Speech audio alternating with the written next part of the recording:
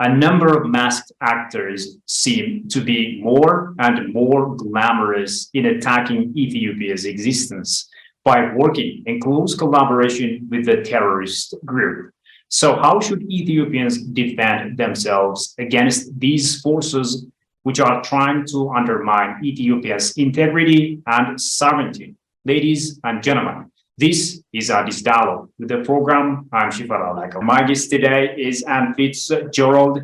She is the director of Bolzili School of International Affairs and professor of international security at Wilfrid Laurier University. We're going to talk about current issues unfolding in Ethiopia. Stay with us. Prof, thank you so much, as usual, for joining me. Very happy to be here. Yeah, thank you, Prof. As you know, one of the latest issues popping up when it comes to Ethiopia is this International Commission of Human Rights Experts report on Ethiopia. And the report tries to come up with a range of accusations, allegations against Ethiopia. And many are calling it incomplete, incoherent, and politically motivated. And you know, the report didn't even consider the work done by the joint investigation of the Ethiopian Human Rights Commission and the Office of the United Nations High Commissioner for Human Rights. I was wondering if you have seen this report, and if so, can you, talk me through some of your observations, Professor? I have seen the report. I think that any investigation into human rights abuses is in principle a very good thing. But I think, again, as a researcher, the research and the data analysis that goes into these things is critically important. As someone that has worked in Ethiopia and lived in Ethiopia periodically for the last 25 years, I did feel that there was an imbalance to the analysis. And I believe that the analysis was quite incomplete as well, largely because this group had a limited mandate. And when commissions and groups that are given a task have a limited mandate, limited resources follow. And I gather from certainly what was circulating in the media and on social media, its movements were limited in the country. And according to the methodology, there was an incident-based approach taken. And in methodology, we do use what's called phenomenological approaches to research, which include case study approaches, but you need to really defend why those case studies can provide sufficient evidence based on robust investigation that can then be generalized from. Generalizations can be drawn from. And I certainly wasn't convinced that the incidents that were selected and what I felt was an incomplete investigation behind those incidents could be generalized from. So I would expect a report with a limited mandate like that, or an exercise with a limited mandate, limited resources, to really add value in proposing areas for further research.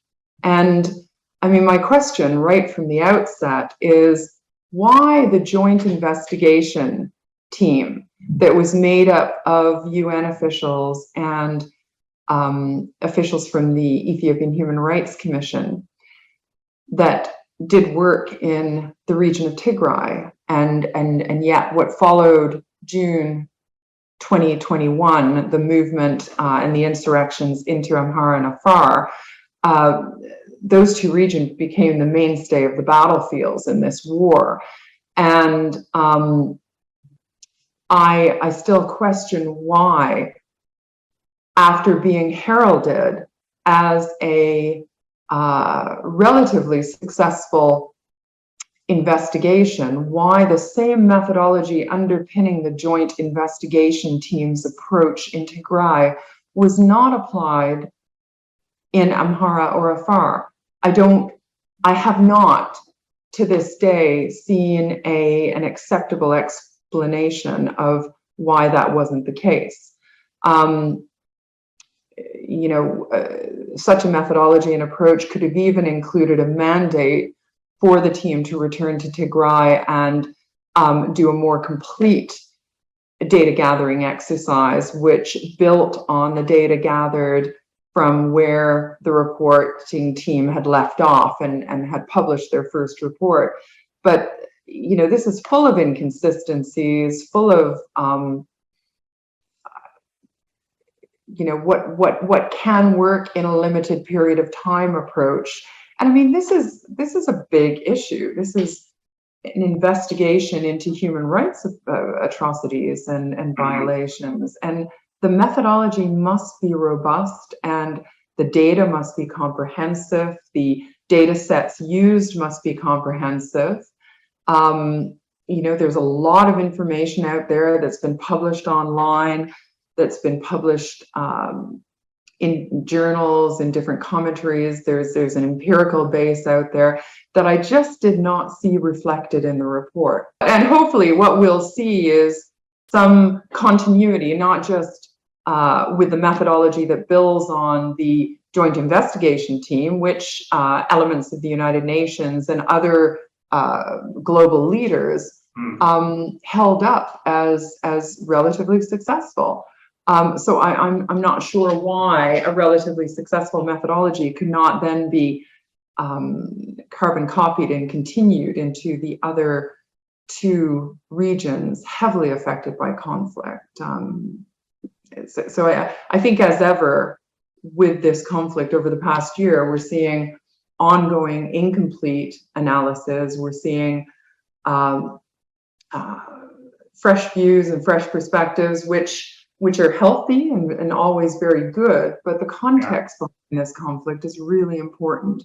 And there's a lot of knowledge that sits behind recent history that is directly related to this conflict, and the tactics used in this conflict that one needs to become familiarized with if one is to extend an analysis to the current day.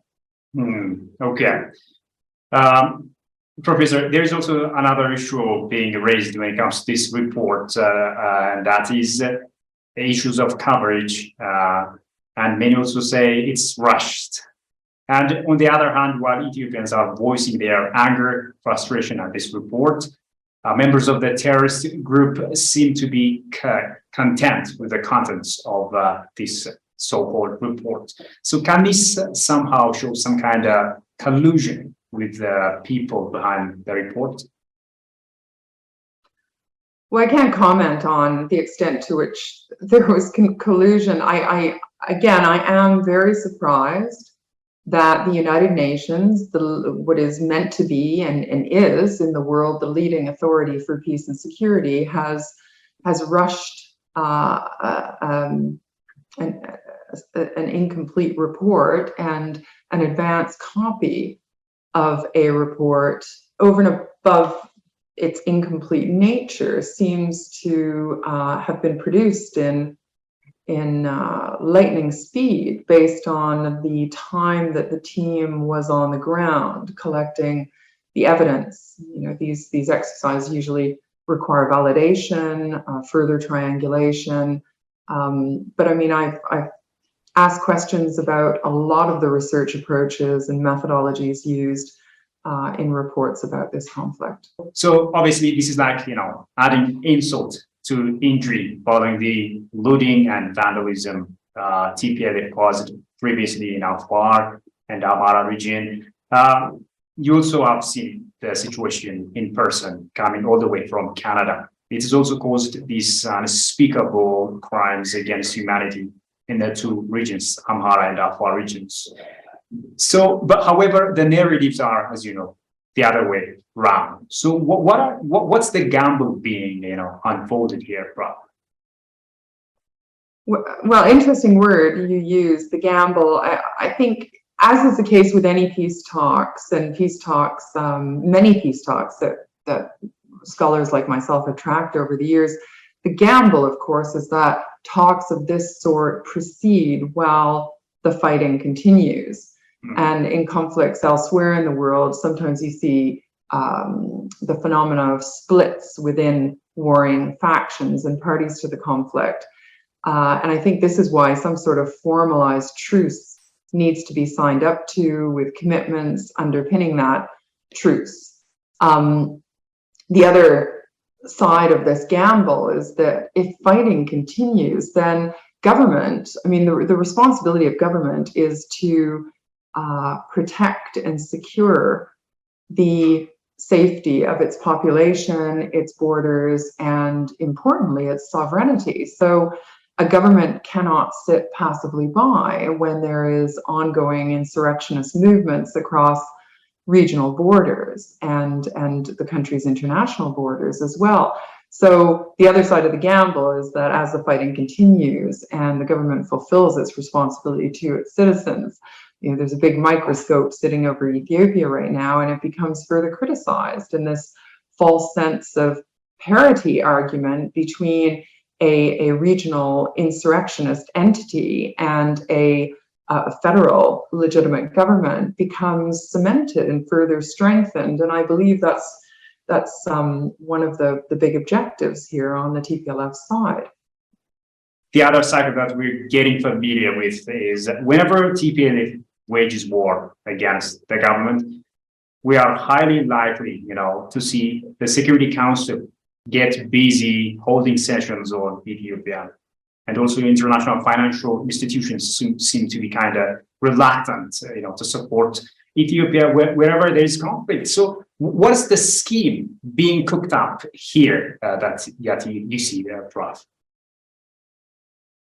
Well, I don't know if it's a scheme. I think, in some cases, you can divide media and commentary into various groups. And, whilst there's been a lot of criticism lodged towards different entities in the international major media domain, there are other media organizations that have done their best to bring more balance to the picture. It's very, very difficult when Tigray has been effectively sealed off, and when the government and any entities related to the federal government, which accounts for most of the country at each level, the federal level, the zonal level, the Wareda level, the Kabeli level. I mean, it really effectively cannot cross the border into one of its own regional states, and that's the bizarre nature of this conflict at the moment, that a federal government does not have control and a say and a trump card over a regional entity in the country that it controls and that it leads.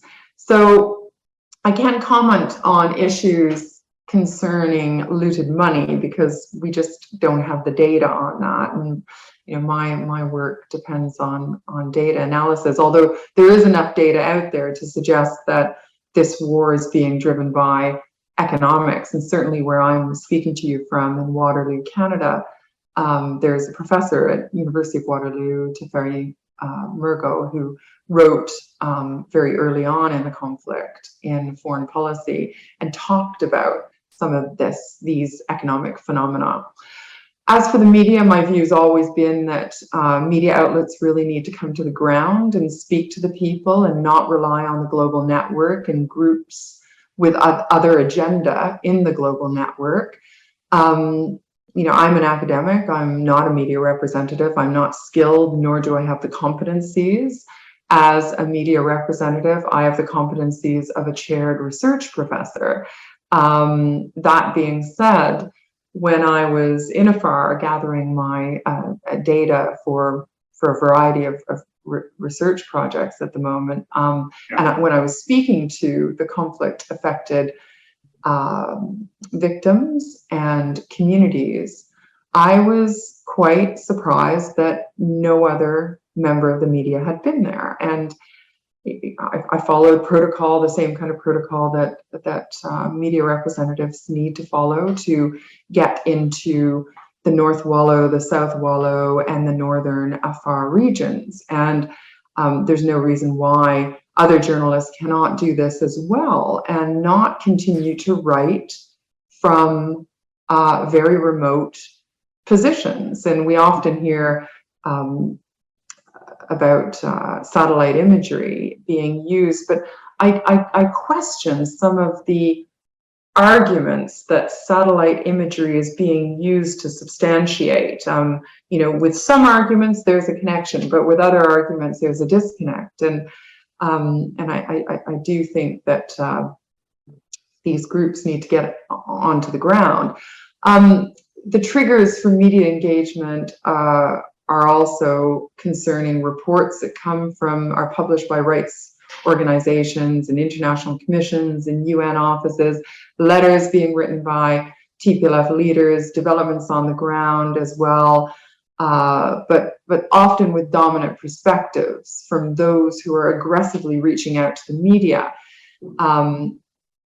Information, and I think that the government of Ethiopia has learned a very hard lesson, as have, I'm sure, African countries elsewhere on the continent and other countries across the world, that these days, especially for countries that face instability, potential insurrectionist movements, potential disaggregation of society, information becomes one of the most powerful instruments of national power.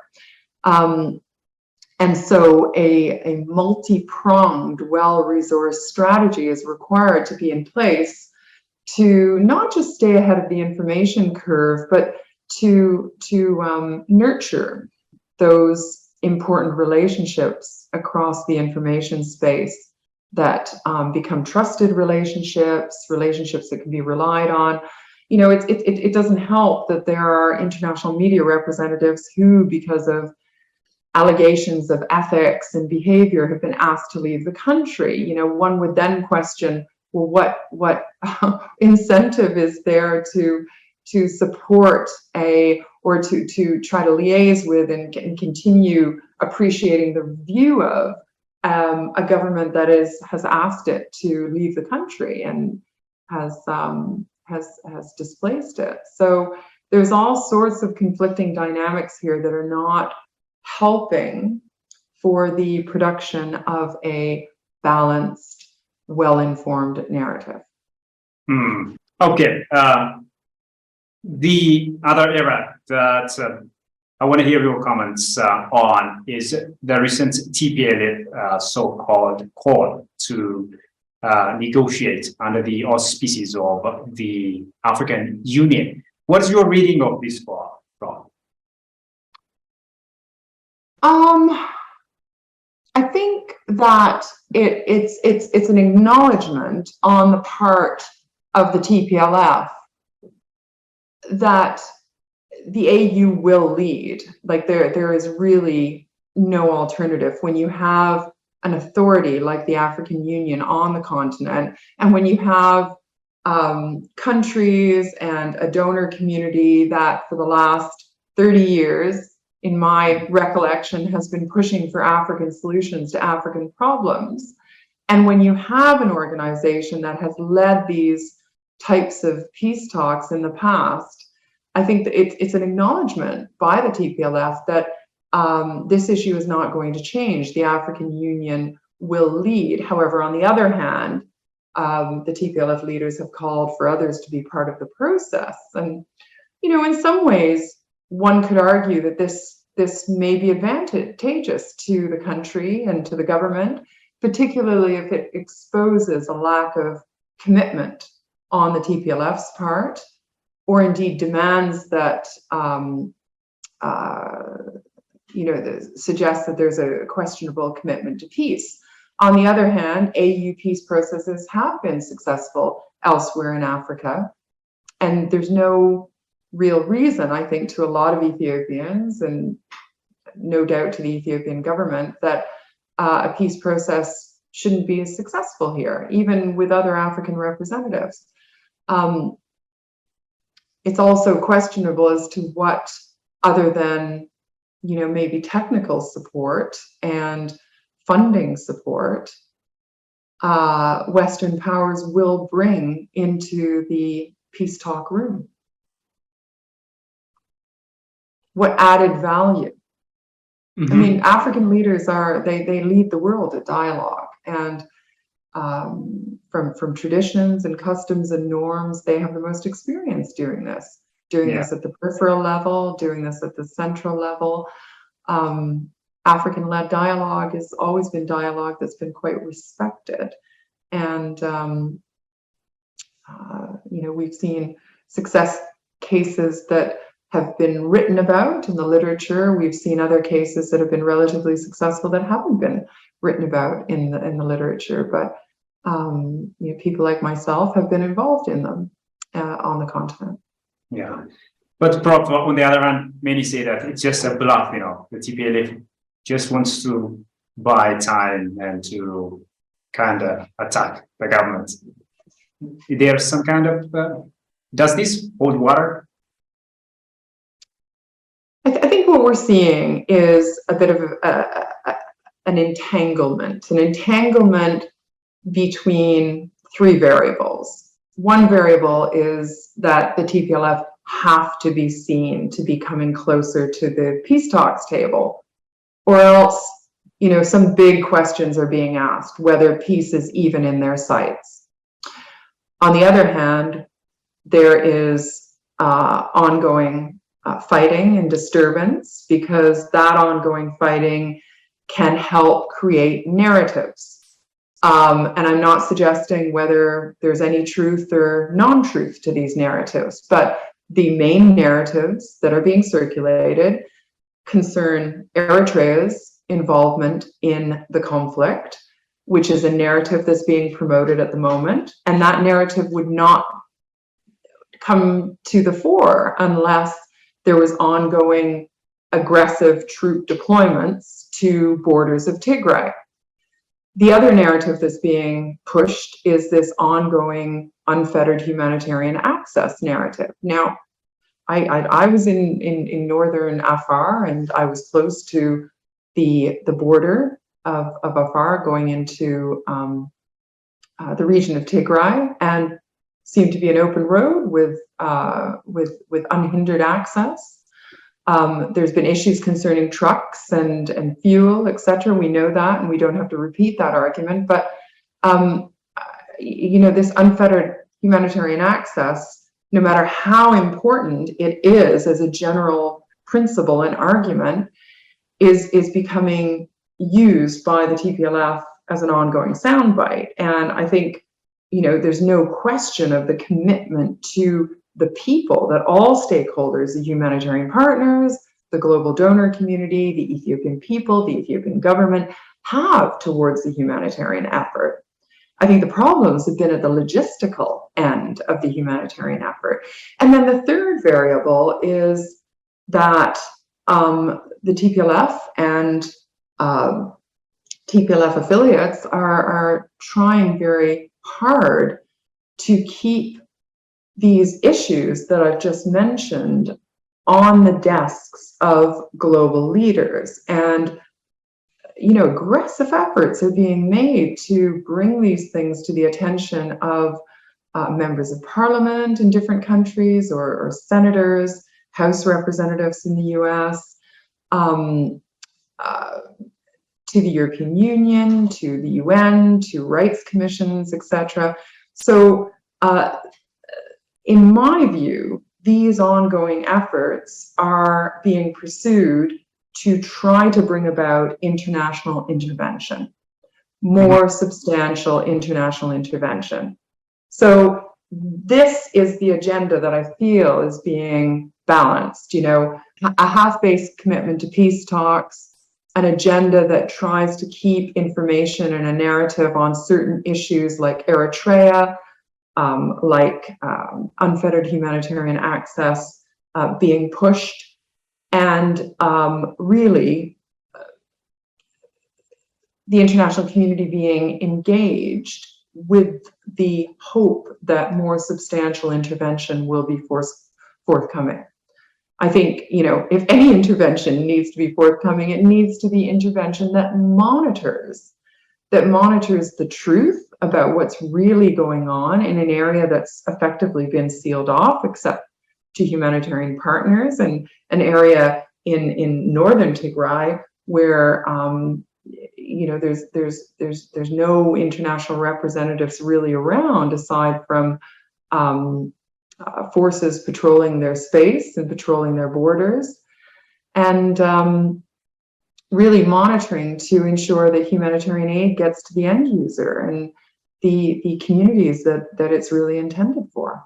How should the international community support Ethiopia, which finds itself in the midst of pressures and things like that? I believe this war has gone on for far too long. And I believe that North American and European partners of Ethiopia are also tired of this ongoing and unnecessary conflict and bloodshed that the conflict is bringing. I think leading partners of Ethiopia's need to stop treating an insurrectionist rebel group as if it has special status next to a legitimate government, a government that, let's not forget, and sadly without the vote of the Tigrayan people, still secured almost had a 80% voter turnout, high 70s anyway, which is good compared to any Western country voter turnout in a federal election, let alone next to any African country. So it's a legitimate government. I think the international community, and I hope this is ongoing already, they need to speak with and engage with some of the ordinary Tigrayans being housed in the various IDP camps in Amhara and Afar, simply to get some additional perspective over and above the perspective that is clogging the airwaves, which is the perspective of the TPLF leadership and of the some members of the Tigrayan diaspora. And also to agree on terms of a lasting ceasefire and have some accountability behind those terms. And to bring about accountability, there needs to be monitoring, there needs to be transparency in reporting, not necessarily to report back to the public and the global public. Certainly in the case of the Northern Ireland peace process, there was accountability, but there was reporting back from a decommissioner, a commissioner and a number of deputy commissioners to the stakeholders that had an interest in the resolution of the conflict, and that kept stakeholders satisfied. And some sort of monitoring and accountability process needs to back this ceasefire, or else the ceasefire will not be lasting. It should also include a program which disarms groups and gets groups to lay down arms. This is terribly important because, and not just in the Tigray region, other regions as well, but in the Tigray region, there has been a distribution of arms that has been so wide since back in the 1980s, and the security sector in Tigray is heavily regimentalized right to the village level. And much needed security reforms are required in Ethiopia that really reform the way that the regional security sector, which includes paramilitary elites, work. But those reforms cannot advance until Parliament is in good order, which, if Tigray is going to remain a part of Ethiopia, and we all desperately hope it does, Tigrayan brothers and sisters need to be represented in Parliament. At the moment, this conflict is not just boycotting Parliament, but it's boycotting the reform process.